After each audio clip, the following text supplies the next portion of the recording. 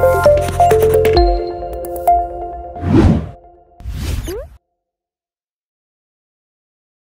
saya Kak Wira akan melanjutkan dari part 1 tadi. Nah, kita lihat di sekarang kurva permintaan pasar oligopoli. Nah, dia kurvanya cukup unik karena dia kurvanya patah, King Demand Curve. Nah, ini terjadi karena kekakuan harga tadi.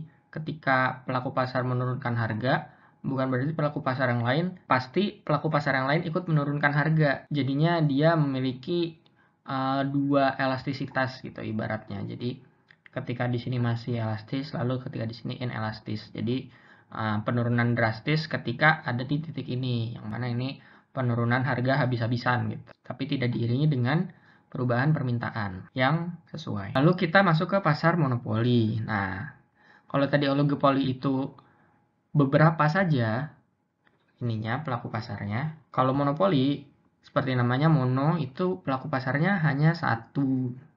Nah, jenis barangnya unik dan tidak ada substitusinya. Makanya dia cuma satu-satunya pelaku di pasar. Jadi tidak ada barang lain dan tidak ada barang yang bisa menggantikannya. Nah, kemampuan menetapkan harga karena perusahaan di pasar cuma satu, maka sangat besar atau bisa dibilang sebagai price maker. Jadi dia pembuat harganya.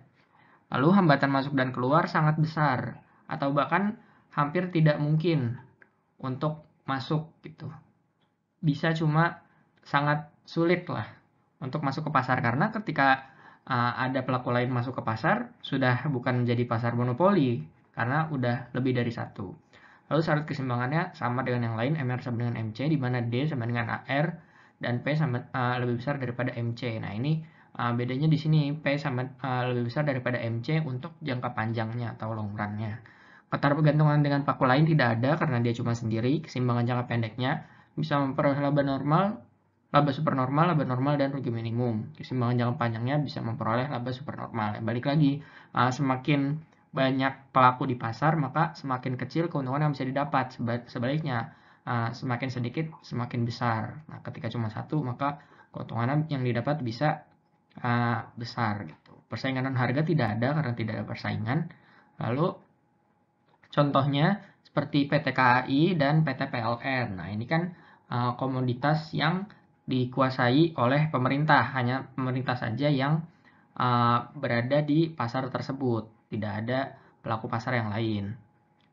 Nah, makanya dikatakan barangnya unik dan tidak ada substitusinya. Lalu kurva permintaan pasar monopoli. Nah, ini seperti ini ya, kurva permintaannya dia inelastis, jadi lebih tidak landai, lebih curam. Nah, terus bedanya itu di sini, kurva permintaan perusahaan adalah kurva permintaan pasar. Nah, karena dia cuma satu, maka kurva permintaan pasar juga merupakan kurva permintaan dari si perusahaan. Karena ya pasarnya cuma perusahaan itu aja. Gitu. Lalu kita lanjut ke teori produksi. Kita berbicara mengenai produksi satu variabel. Produksi satu variabel kita berbicara tentang total produk atau produksi total, TP disingkat. Dipengaruhi oleh jumlah tenaga kerja dengan hubungan sebagai berikut. Nah, ini fungsinya TP sama dengan Q sama dengan fungsi dari L, di mana TP itu total produk, Q itu kuantitas, dan L tenaga kerja. Nah, lalu ada yang namanya law of diminishing return. Penambahan faktor produksi yang terus-menerus akan mengakibatkan turunnya jumlah produksi. Nah, logikanya kan kalau misalnya kita menambah input, maka output itu juga harusnya bertambah. Nah, tapi di titik tertentu tidak seperti itu. Bisa jadi ketika input ditambah, maka outputnya malah menurun. Kayak misalnya ketika suatu pekerjaan itu bisa dikerjakan oleh 2 orang, dan ketika dikerjakan 3 orang lebih cepat. Ketika dikerjakan 4 orang itu pekerjaannya bisa selesai lebih cepat. Tapi ketika dikerjakan 100 orang gitu, maka bisa jadi pekerjaannya malah lebih lambat karena akan ribet sendiri gitu kebanyakan orang gitu ya. Lalu ini kurva produksi. Nah, ini ada total produk TP, lalu ada MP marginal product, ada AP average product. Nah, di kurva ini terdapat 3 tahapan, tahap 1, tahap 2, tahap 3 yang akan dijelaskan di slide selanjutnya. Nah, ini merupakan 3 tahap produksi. Tahap pertama, marginal product, itu positif dan nilainya terus meningkat. Perusahaan terus menambah tenaga kerja sampai titik AP maksimum, yang tadi ya, ketika masih naik kurva MP-nya.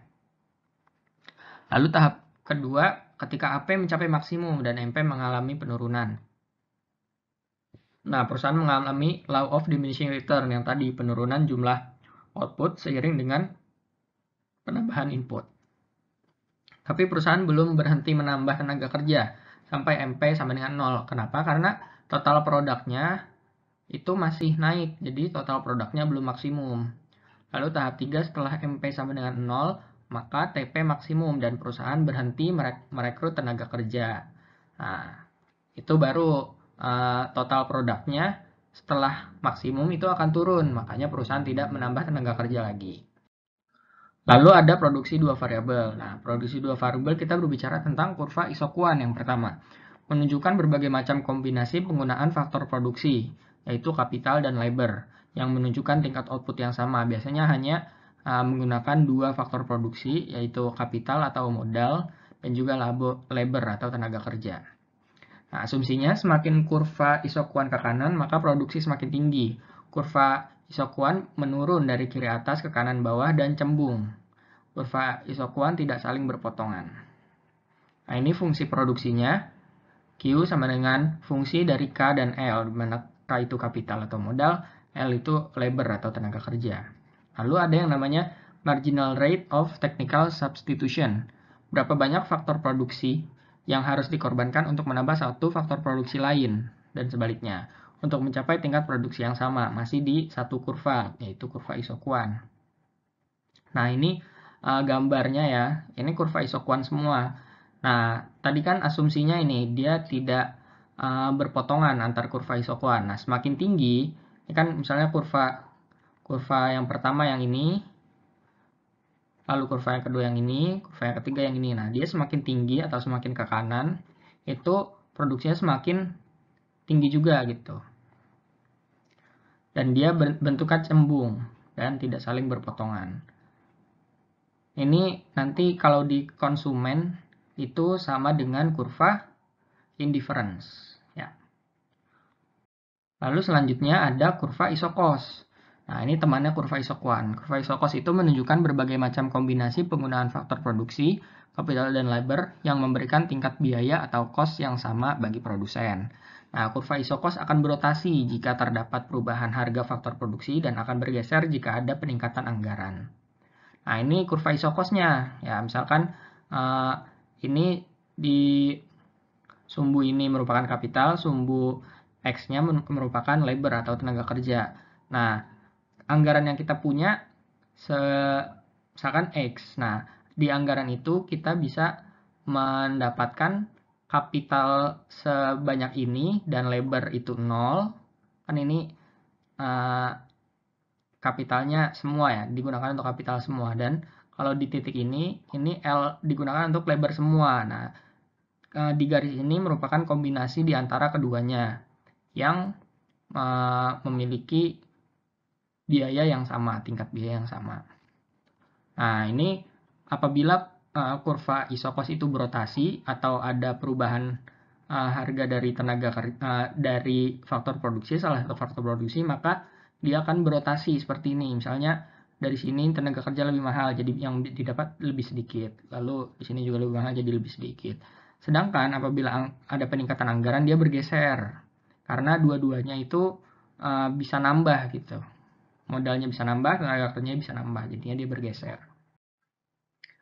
Lalu, keseimbangan produsen terjadi ketika kurva Isoquan bersinggungan dengan kurva Isokos, yang berarti produsen telah mengalokasikan seluruh anggaran produksi untuk berproduksi. Nah, ini hubungannya antara kurva Isokos dan Isoquan. Ketika kurva Isoquan dan Isokos itu bersinggungan, berarti dia terjadi yang namanya keseimbangan produsen.